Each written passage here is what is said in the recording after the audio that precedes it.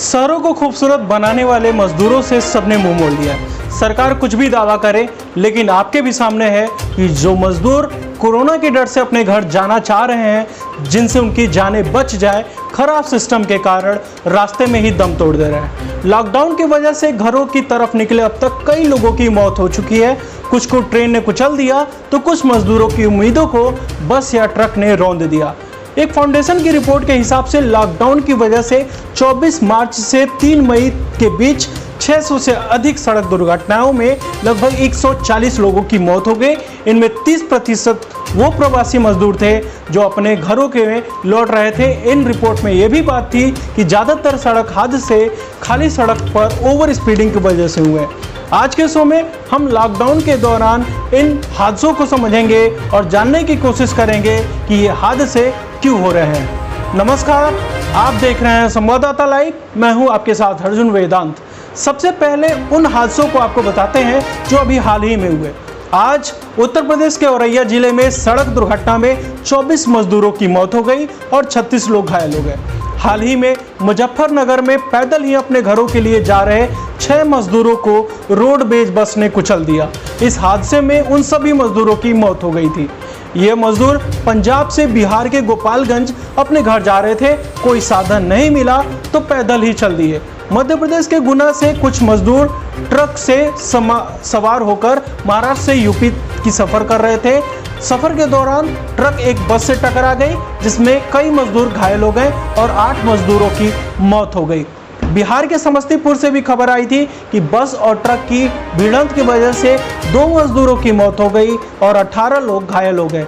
कानपुर से भी खबर थी कि एक तेज रफ्तार मिनी ट्रक सड़क के किनारे खड़े ट्रक से टकरा गई। इस हादसे में एक महिला समेत एक बच्चे की मौत हो गई। इसमें सवार 60 मजदूर भी घायल हो गए जो गुजरात से अपने घर वापस आ रहे थे। कुछ दिन पहले महाराष्ट्र के औरंगाबाद में हुए रेल हादसों की खबर तो आपको पता ही होगी, जिसमें 16 मजदूरों की जान चली गई थी। सभी मजदूर पटरी के सहारे अपने घर के लिए निकले थे।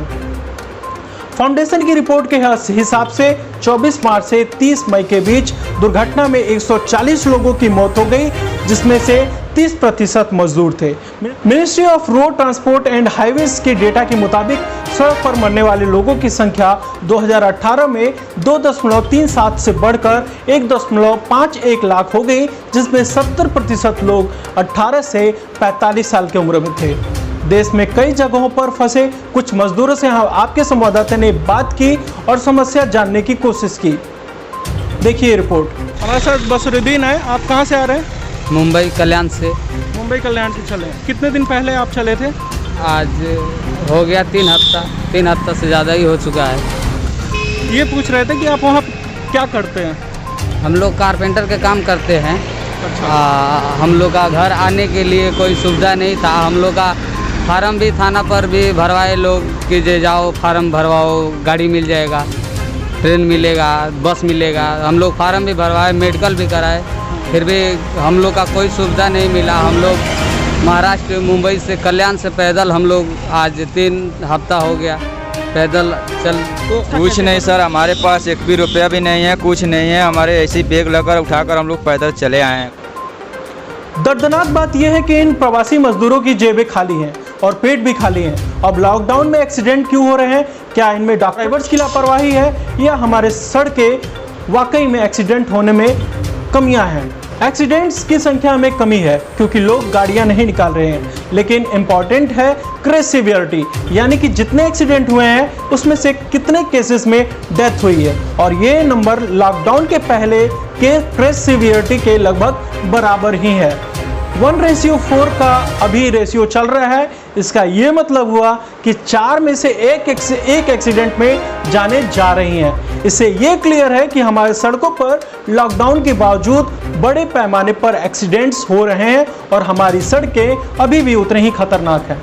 एक्सपर्ट के अनुसार इन एक्सीडेंट्स के लिए सबसे बड़ी जिम्मेदार ओवर स्पीडिंग है, जो लॉकडाउन के पहले भी थी और अभी भी पहले से ज़्यादा है क्योंकि सड़कें खाली हैं। और दूसरी वजह है सड़क पर ड्राइवर्स के फटीग, यानी ड्राइवर लगातार रेस्टलेस होकर गाड़ियाँ चलाते हैं। उन्हें नींद आ जाती है हाल ही में हादसों का यही कारण रहा। ये इशू लॉकडाउन के पहले भी था, लेकिन अभी ट्रांसपोर्टेशन में कमी के कारण लॉकडाउन में ये थोड़ा सा बढ़ गया है।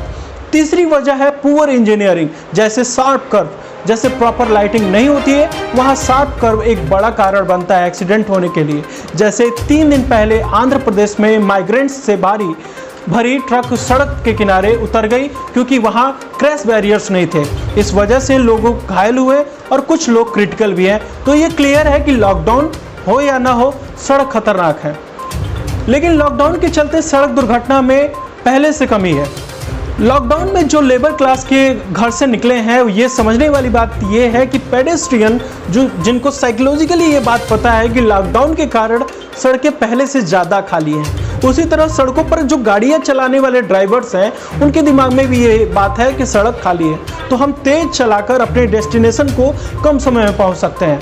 पेडेस्ट्रियन ये सोच रहा है कि सड़कें अब उसी के नाम कर दी गई हैं और ड्राइवर समझ रहे हैं कि अब सड़कें रनवे हो गई हैं। ऐसे में सलाह है कि जो पैदल अपने घर जाने वाले हैं, सड़कों पर एकदम साइड में चले, काफ़ी ज़्यादा ग्रुप्स बनाकर न चले और जब चले भी तो एक सीधी लाइन में चले, फैल करना चले।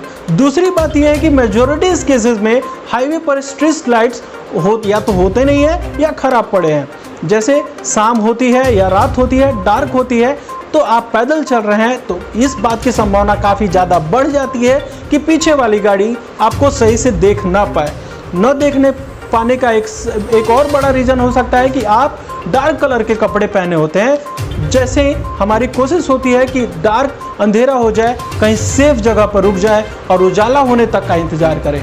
ये अपने आप में एक त्रुटि है कि ज़्यादातर लोगों को यही लगता है कि उनको दिख रहा है तो पीछे आने वाली गाड़ियाँ भी उनको देख सकती हैं, लेकिन ऐसा नहीं होता क्योंकि गाड़ियाँ रनिंग फेज में होती हैं। ऐसे में दिमाग में सामने जो छवि पैदल चल रहे लोगों से थोड़ी स्लो बनती है और गाड़ी चलाने वाले इस बात का ख्याल रखें कि अंधेरा होने पर भी हम थोड़ा स्लो चले, हम थोड़ी सजगता से चलें। अब सरकार को यह समझना जरूरी है कि एक्सीडेंट बिना बताने होने वाली समस्या है, तो सरकार टेक्नोलॉजी की मदद से ये सुनिश्चित करे कि ओवर स्पीडिंग ना हो। हर टोल प्लाजा पे कुछ लोग होने चाहिए जो सभी गाड़ी चालकों के साथ साथ पेडेस्ट्रियन को भी ये बात समझाएं कि आप साइड में चलें या सावधानी के साथ चलें। लॉकडाउन से पहले प्रतिदिन सड़कों पर 400 लोगों की जानें जाती थी।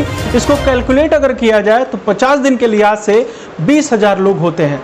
तो इस लॉकडाउन में 50 दिन के दौरान हमने लगभग 20,000 लोगों की जान बचाई। अगर 100 एक्सीडेंट होते हैं तो इसमें 35% पेडेस्ट्रियन के साथ होते हैं, 31% मोटरसाइकिल चालकों के साथ, 7% साइकिल और लगभग 27% चारपहिया या बड़े वाहनों के साथ होते हैं। ये आंकड़े लगभग हर समय के हैं। अब हमें खुद अंदाजा लगा सकते हैं कि हमें कहाँ करेक्शन करने की आवश्यकता है, कहाँ पर रोड सिस्टम समझने की आवश्यकता है। ऐसे में रोड एक्टिविटीज़ बिहेवियर को सुधारना भी काफ़ी ज़रूरी है, क्योंकि यही फैक्टर्स हैं जो हमें आगे के रोड के सेफ रख सकती हैं। अब आपको क्लियर हो गया होगा कि लॉकडाउन हो या ना हो, हमारी सड़कें सेफ नहीं है। ऐसे में बाहर तभी निकले जब निकलना काफ़ी ज़्यादा ज़रूरी हो। अगर आपको हमारा ये शो अच्छा लगा तो लाइक करें और हमें सपोर्ट करने के लिए इस पोस्ट को शेयर करें। हम फिर हाजिर होंगे एक विस्तृत रिपोर्ट के साथ। तब तक के लिए हमें आज्ञा दीजिए। जय हिंद।